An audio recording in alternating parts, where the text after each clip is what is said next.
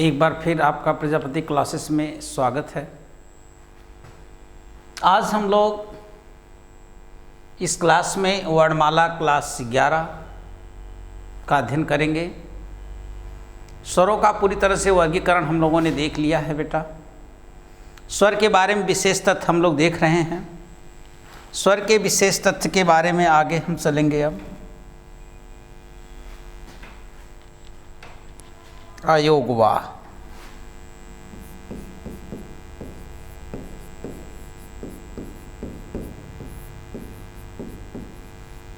आज हम लोग बेटा अयोगवाह के बारे में अध्ययन करेंगे। देखते हैं बेटा, यह अ प्लस योग प्लस वाह के योग से मिलकर बना है।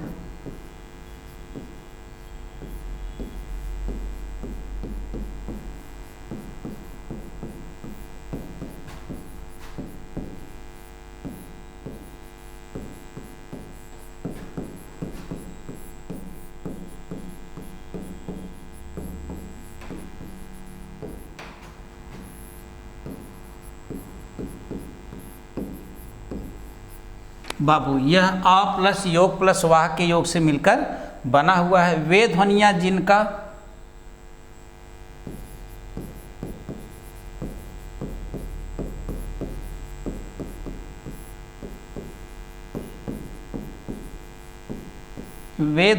जिनका बेटा किसी ध्वनि अथवा वर्ण से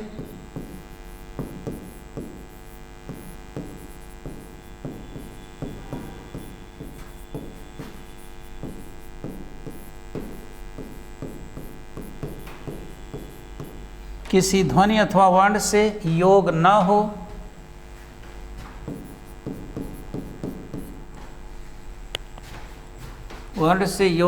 हो,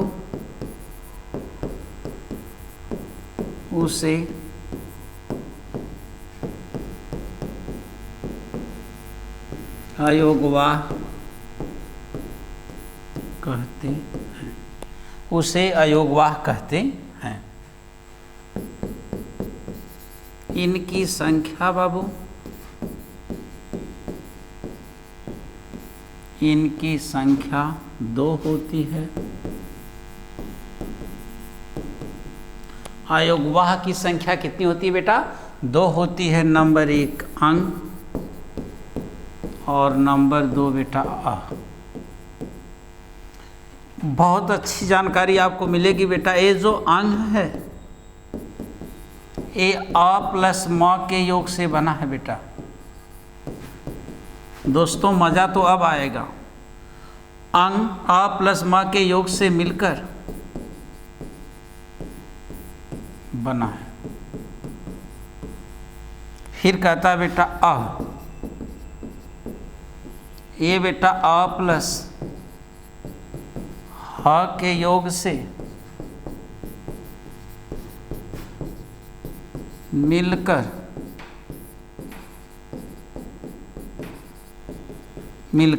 बना है।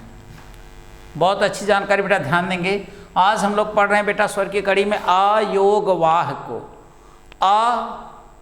अयोगवाह यानी ये 3 शब्दों से मिलकर बना है बेटा। आ प्लस योग प्लस वाह। जरा ध्यान देंगे बाबू, आ का मतलब उपसर्ग है बेटा, तो नहीं से अर्थ लेंगे हम। योग में लगा हुआ है बेटा, तो आ माने नहीं, योग माने जुड़े, वाह माने वहन हो। जो जुड़ करके वहन न हो उसे अयोगवाह कहते हैं। जो जुड़ करके वहन न हो उसे अयोगवाह कहते हैं। कहता है कि यह आ प्लस योग प्लस वाह के योग से मिलकर बना हुआ है। वे ध्वनियाँ जिनका किसी ध्वनि अथवा वर्ण से योग न हो उसे अयोगवाह कहते हैं। इनकी संख्या 2 होती है बेटा, अंग और अह। अंग आ प्लस म के योग से मिलकर बना है, अह आ प्लस ह के योग से मिलकर बना है। अब योग कैसे ना हो, जैसे बेटा आप लिखते हैं अतः। अगर बेटा आपने अतः ऐसे लिख दिया अशुद्ध हो जाएगा। सिरोरेखा इसके ऊपर नहीं होनी चाहिए बेटा। सिरोरेखा इसके ऊपर नहीं होनी चाहिए, जो यह चिन्ह है नहीं होनी चाहिए। देखो पहला वाला आपने ये वाला सही लिखा है बेटा, लेकिन यह अशुद्ध है आपका। जैसे आप दुख लिखते हैं बेटा,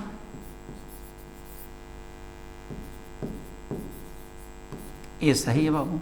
अगर आपने ऐसे लिख दिया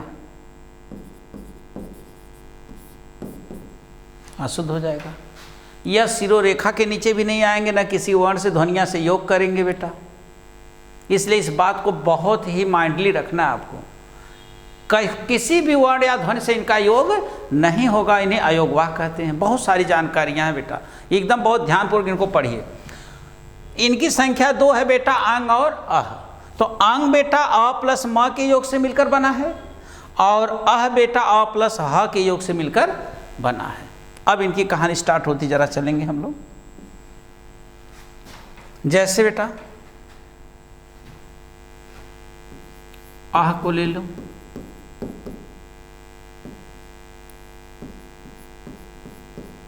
प्रातः, ध्यान देंगे एक शब्द हो गया बेटा दुख। अब ध्यान देंगे जरा इसको देखेंगे, प प्लस र प्लस आ प्लस त प्लस आ,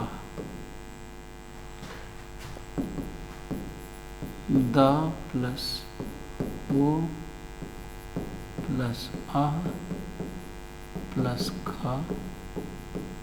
इनकी सबसे बड़ी विशेषता ये है बेटा कि यह सदैव स्वर के बाद प्रयोग होते हैं। आपको देखने में ऐसा लगेगा कि सर जी दुख में द के तो बाद है, मेरे भाई द में तो ऊ लगा है, दुख तब न हुआ है। प्रातः त में अ लगा हुआ है, तब न विसर्ग लगा है।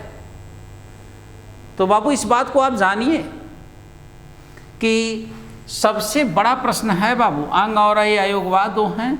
ये सदैव जो विसर्ग है बेटा, यानी अह है जो विसर्ग है, यह बाबू सदैव स्वर के बाद प्रयोग होगा। यहीं पर देखते हैं बेटा अंग, अंग पहले इन्हीं को देखना चाहिए था, अंग। अब यहाँ देखेंगे बेटा जैसे आपने लिखा कंग का ल, अब इसको तोड़ेंगे बेटा, क प्लस अंग प्लस क प्लस आ प्लस ल प्लस अ, एक कंकाल लिखा गया बेटा। इसकी विशेषता यह है बाबू, यह सदैव स्वर के ऊपर प्रयोग होता है, यह सदैव स्वर के ऊपर प्रयोग होता है। वहीं पर विसर्ग बेटा अह, विसर्ग जो है बेटा वह स्वर के बाद प्रयोग होता है, लेकिन अंग वह स्वर के ऊपर प्रयोग होता है। बहुत सारी बारीकता बताएंगे बेटा, अभी आप देखिए ध्यान से। जैसे पूछा गया प्रश्न बेटा,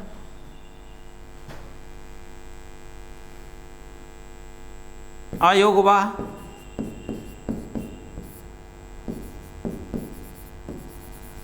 ध्वनियाँ 2 होती हैं, अयोगवाह ध्वनियाँ 2 होती हैं। नंबर 1 बेटा अंग, इसके बारे में जरा जानेंगे।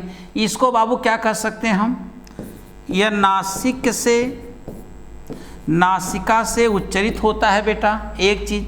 यह बाबू होता है अल्प प्राण।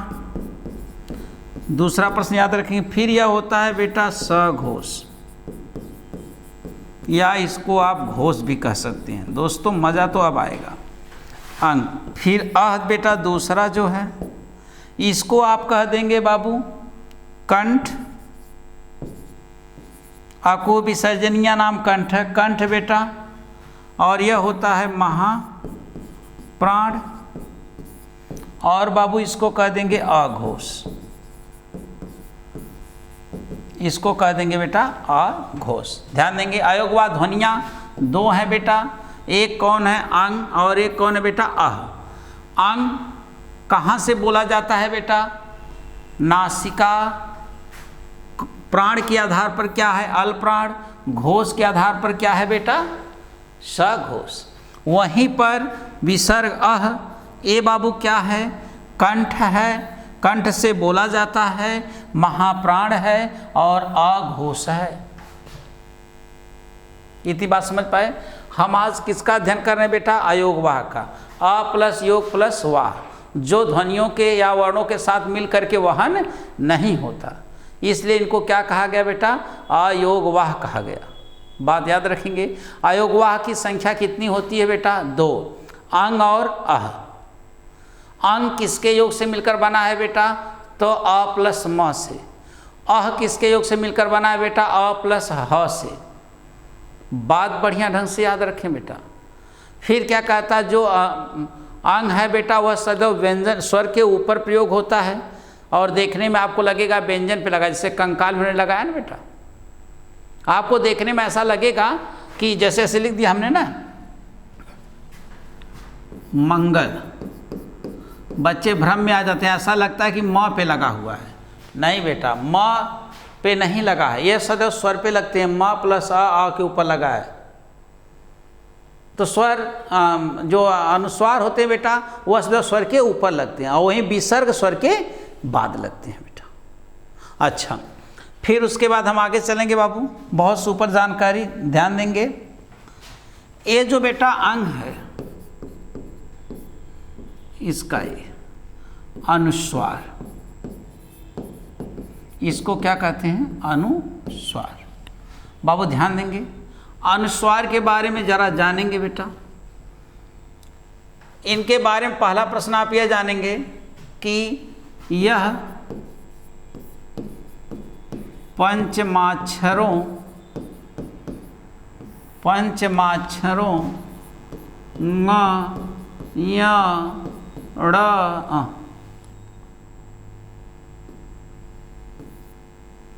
ड़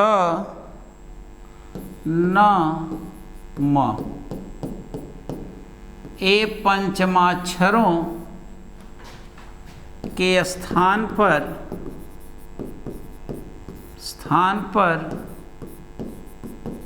प्रयोग किए जाते हैं। पहला प्रश्न इनका बेटा बहुत सुपर है कि वे कौन से स्वर हैं जो पंचमाक्षरों के स्थान पर प्रयोग किए जाते हैं। अयोगवाह में से कौन है बेटा? अंग है।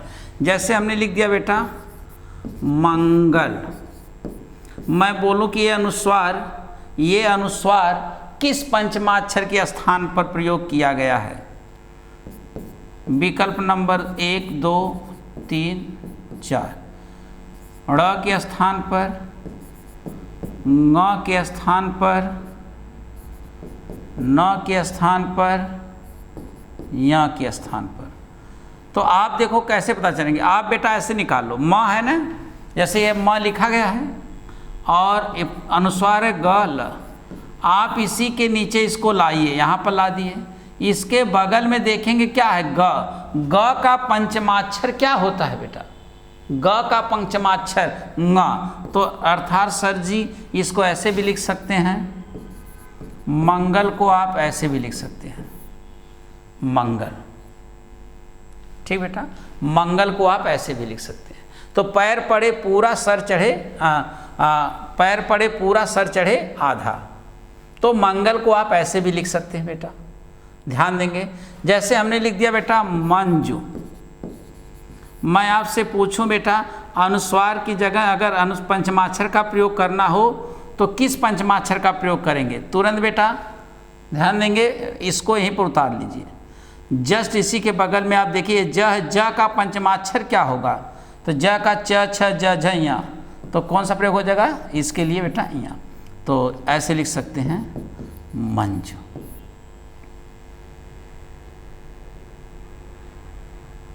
होगा बेटा, बात समझिएगा बेटा। जैसे लिखा गया बेटा चंचल, अब यहाँ अंग के अनुस्वार का प्रयोग किया गया बेटा। अब मैं पूछूँ उस अनुस्वार के यहाँ किस पंचमाक्षर का प्रयोग किया जाएगा? तो तुरंत इस अनुस्वार को ऐसे यहाँ उतार लो।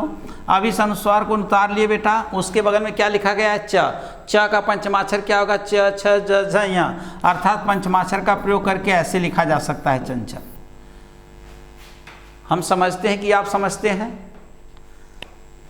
बताइए बेटा, समझ पाए आप सभी? इस पंचमाक्षर के प्रयोग को समझ पाए? अनुस्वार के स्थान पर किसका प्रयोग किया जाता है बेटा? पंचमाक्षरों का। और यह बात किसने बताई बेटा? बड़ी सुंदर बात है यह। अब बताया किसने बेटा? पंचमाक्षरों के स्थान पर अनुस्वार का प्रयोग करना बेटा श्याम सुंदर दास जी ने बताया। श्याम सुंदर दास। ये बड़ी सुंदर बात बता दिए बेटा, ये बड़ी सुंदर बात बता दिए श्याम सुंदर दास कि पंचमाक्षर के स्थान पर किसका प्रयोग किया जाए, अनुस्वार का प्रयोग किया जाए। ये बात बड़ी सुंदर बता दिया उन्होंने, सुंदर बता दिया श्याम सुंदर दास। समझ गए हो गया। अच्छा, ध्यान देंगे बेटा कि अनुस्वार को हमने पढ़ा बेटा, पंचमाक्षरों की जगह इनका प्रयोग होता है बाबू। अब फिर उसके बाद पंचमाक्षर कौन लगेंगे मैंने आपको बता दिया बेटा। जैसे अगर आपको हमने बता दिया बेटा अंग, अंग पंचमाक्षर का प्रयोग करना है बेटा, तो ऐसे लिख दो अंग, ऐसे भी लिख सकते हैं या इस तरह भी लिखा जाता था बेटा, इस तरह भी।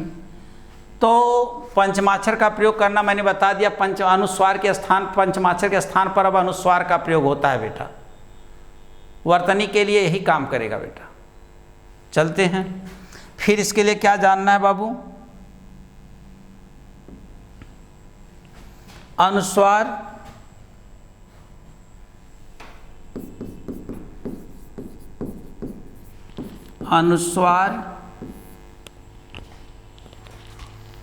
अनुस्वार के उच्चारण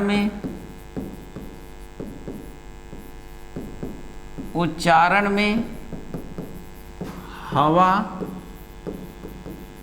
केवल नाक से बाहर आती है। अनुस्वार के उच्चारण में हवा केवल बेटा कहाँ से बाहर आती है, नाक से। ध्यान देंगे बाबू, नोट किसी किसी पुस्तकों में देखने को मिलेगा बेटा, अनुस्वार के उच्चारण में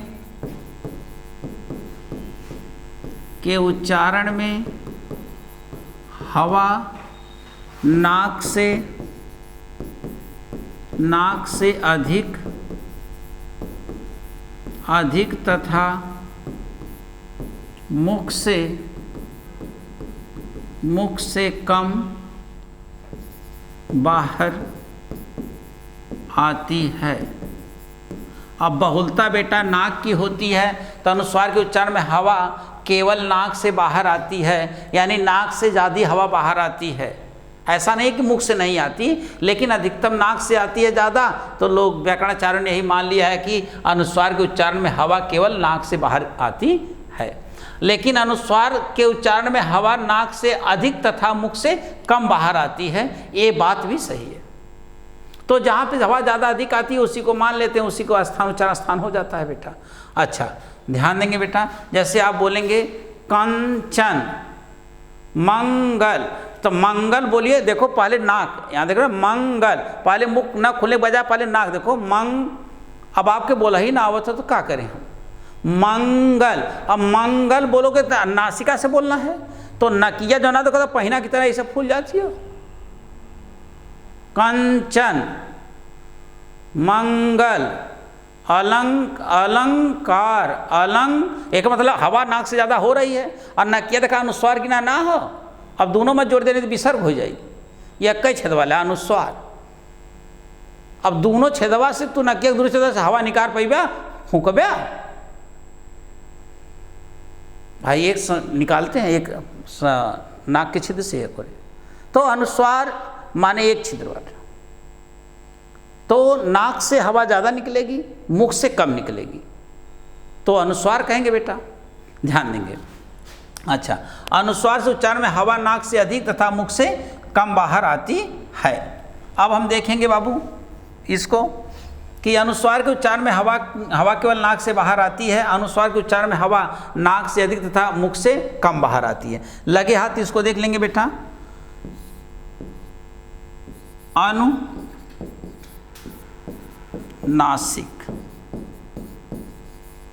अनुनासिक या इसी को कहते हैं बेटा चंद्र बिंदु।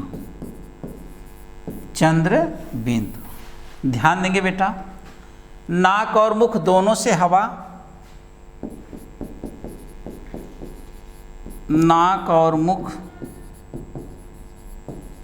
मुख दोनों से दोनों से हवा बाहर आती है। केवल नाक से जब बाहर आती है बेटा, याद रखेंगे अनुस्वार, और जब नाक और मुख दोनों से आती तो बेटा ध्यान दें, है मुंह हो गया।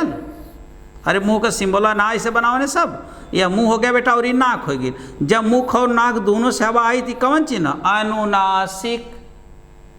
अनुनासिक कहने का कहने मुख और नाक दोनों से हवा आती है, उसे कहते हैं अनुनासिक। कहने है मुंह हो गए, है नाक हो गई। मुंह और नाक दोनों से हवा आती है अनुनासिक, केवल नाक से हवा आती है अनुस्वार। क्या याद करना है इसमें? ये दोनों पॉइंट जरूर याद करेंगे। अनुनासिक को ही बेटा क्या कहते हैं? चंद्र बिंदु। अनुनासिक को ही क्या कहते हैं बेटा? चंद्र बिंदु। याद रखेंगे बेटा। और नाक और मुख दोनों से हवा बाहर आती है, ध्यान देंगे बेटा। आगे चलेंगे, देखते हैं बेटा। केवल मुख से उच्चारण हो, नोट, केवल, बहुत बारीक चीज़ है बेटा दोस्तों, बहुत कम मिलेगी आपको। केवल मुख से, बबली, केवल मुख से उच्चारण हो,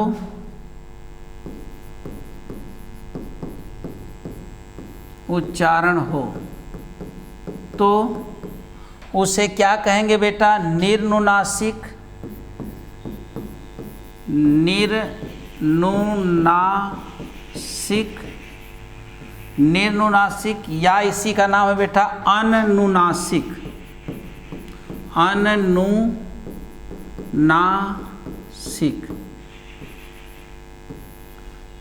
तोड़ेंगे बेटा, निर प्लस अनुनासिक। एक ही तोड़ेंगे बेटा, अन प्लस अनुनासिक। ध्यान देंगे बेटा। कहा था कि केवल मुख से उच्चारण हो तो, माने केवल मुख से उच्चारण हो